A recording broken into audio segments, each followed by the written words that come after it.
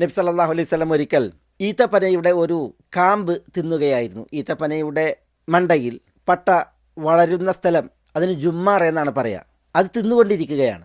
അപ്പോൾ അവിടുന്ന് പറഞ്ഞു, ഇന്ന മിനശ്ശജരി ശജറതൻ ലാ യസ്ഖുതു വറഖുഹ, മരങ്ങളിൽ ഒരു മരമുണ്ട്, അതിൻ്റെ ഇലകൾ പൊഴിയില്ല.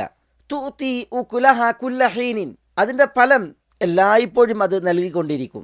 വ ഇന്ന ഹ മസലുൽ മുസ്ലിം, ആ മരമാണ് ഒരു മുസൽമാൻ്റെ ഉപമ.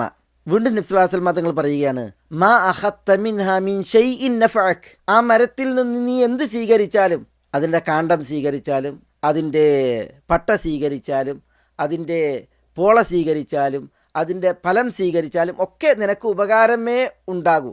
അങ്ങനെയുള്ള ഒരു മരമുണ്ട്, മുസൽമാൻ്റെ ഉപമ അതാണ് എന്നാണ് പറയുന്നത്. എന്നിട്ട് അവിടുന്ന് പറഞ്ഞു, ആ മരം ഏതെന്ന് നിങ്ങൾ എന്നോട് പറയൂ.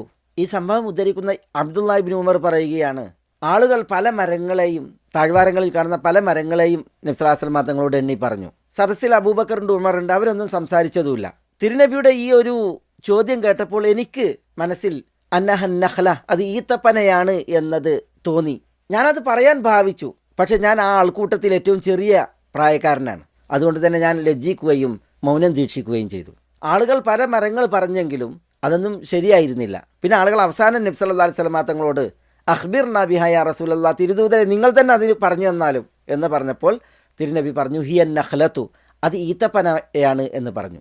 ഒരു ചരിത്ര സംഭവമാണത്. അതിനെ തുടർന്നും ചില വിഷയങ്ങളുണ്ട്. ഞാനിവിടെ ഇത് പറഞ്ഞത്, അല്ലാഹു സുബ്ഹാനഹു വ തആല ഭൂമിയെ സജീവമാക്കുന്നു. എങ്ങനെ? സസ്യലതാദികളാൽ. ഈ സസ്യങ്ങളിൽ ഗുണങ്ങൾ എത്രയാണ്, ദൃഷ്ടാന്തങ്ങൾ എത്രയാണ്, അതിൽ എത്രമാത്രം അത്ഭുതങ്ങളാണ്.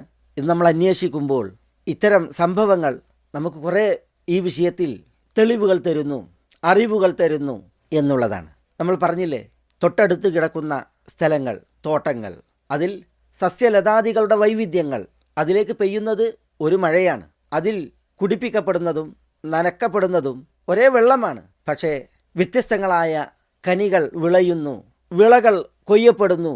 വലിപ്പത്തിലും നിറത്തിലും രുചിയിലും ഒക്കെ എത്രയെത്ര വ്യത്യസ്തതകൾ, എത്രയെത്ര വൈവിധ്യങ്ങൾ, എത്രയെത്ര തരങ്ങൾ. ഇതൊക്കെ നമ്മൾ ഏവരും ആലോചിക്കേണ്ട, ചിന്തിക്കേണ്ട വിഷയമാണ്.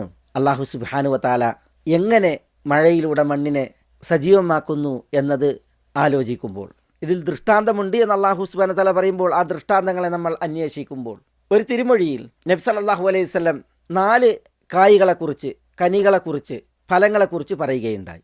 ഒന്ന് ഉത്റുജ്ജ, മറ്റൊന്ന് തമ്ര, പിന്നൊന്ന് റൈഹാന, പിന്നൊന്ന് ഹംദല. ഉത്റുജ്ജ മാതള നാരങ്ങയാണ്, തമ്രത്ത് കാരക്കയാണ്, റൈഹാന തുളസിയാണ്, ഹംദല ആട്ടങ്ങയുമാണ്. ഇതൊക്കെ ഒരു തോട്ടത്തിൽ കാണപ്പെടുന്ന വിളകളാണ്, സസ്യങ്ങളും ഫലങ്ങളുമാണ്. നബി സല്ലല്ലാഹു അലൈഹി വസല്ലം തങ്ങൾ ഈ 4നെയും പറഞ്ഞപ്പോൾ 4 കൂട്ടരെ ഉപമിക്കാനും 4 കൂട്ടരുടെ പ്രത്യേകതകൾ വായിക്കാനും വേണ്ടിയാണിത് പറഞ്ഞത്. ഉത്റുജ്ജയെക്കുറിച്ച് പറഞ്ഞത്, മാതള നാരങ്ങയെക്കുറിച്ച് പറഞ്ഞത്, തഅമുഹ തയ്യിബുൻ വരീഹുഹ തയ്യിബുൻ, അതിൻ്റെ രുചി നല്ലതാണ്, മണവും നല്ലതാണ്. തമ്രയെക്കുറിച്ച് പറഞ്ഞപ്പോൾ, കാരക്കയെക്കുറിച്ച് പറഞ്ഞപ്പോൾ, തഅമുഹ തയ്യിബുൻ, അതിൻ്റെ രുചി വിശിഷ്ടാണ്, വല റീഹ ലഹ, പക്ഷെ അതിന് മണമല്ല, അത് സുഗന്ധം പൊഴിക്കുന്നതോ പരിമളം പരത്തുന്നതോ അല്ല. റൈഹാനയെക്കുറിച്ച് പറഞ്ഞപ്പോൾ, തുളസിയെക്കുറിച്ച് പറഞ്ഞപ്പോൾ, റീഹുഹ തയ്യിബുൻ വ തഅമുഹ മുറുൻ, അതിൻ്റെ മണം സുഗന്ധപൂരിതാണ്, പരിമളമാണ്, പക്ഷെ അതിൻ്റെ രുചി കയ്പാണ്. ഹംദലയെക്കുറിച്ച് പറഞ്ഞു, ആട്ടങ്ങ, അതിന് മണമില്ല കാരക്കയെ പോലെ, പക്ഷേ കാരക്കയ്ക്ക് തഅമുഹ തയ്യിബുൻ, നല്ല ടേസ്റ്റാണ്. എന്നാൽ ഹംദല, ആട്ടങ്ങ, തഅമുഹ മുറുൻ, അത് കയ്പാണ്, അതിൻ്റെ രുചി അസഹ്യാണ്, തിന്നാൻ പറ്റൂല. വിശുദ്ധ ഖുർആൻ പാരായണം ചെയ്യുകയും അതുകൊണ്ട് കർമ്മങ്ങൾ അനുഷ്ഠിക്കുകയും ചെയ്യുന്നവരുടെ വിഷയത്തിൽ നബി സല്ലല്ലാഹു അലൈഹി വസല്ലം തങ്ങൾ ഉപമയായി പറഞ്ഞതാണ് ഈ ഒരു വിഷയം. ഈമാനിൻ്റെയും അമലിൻ്റെയും വിഷയത്തിൽ വിശ്വാസിയും കപടനും അവർക്കുള്ള ഉപമയായി അലി റളിയല്ലാഹു തആല അൻഹുവും ഈ ഉത്തുർജയും തമ്രയും റൈഹാനയും അതേപോലെ ഹംദലയും ഉദ്ധരിച്ചത് നമ്മൾ ഹദീസുകളിൽ വായിക്കും. നമ്മുടെ വിഷയം, അല്ലാഹു സുബ്ഹാനഹു വ തആല ഭൂമിയെ സജീവമാക്കുമ്പോൾ, മഴ പെയ്യിച്ച് സസ്യശ്യാമളമാക്കുമ്പോൾ അതിലെ ദൃഷ്ടാന്തങ്ങൾ എങ്ങനെ എന്നുള്ളതിലേക്ക് ചില ചിന്തകളാണ്, ചില ഉദാഹരണങ്ങളാണ് ഇവിടെ ഉണർത്തുന്നത്. ദൃഷ്ടാന്തങ്ങളും ചിന്തിക്കുവാനുള്ള വിഷയങ്ങളും പലതാണ് ഇത്തരം വചനങ്ങളിലൊക്കെ ഉള്ളത്. ചിലതൊക്കെ ഇവിടെ ഒന്ന് ഉണർത്തി പോകുന്നു എന്ന് മാത്രം.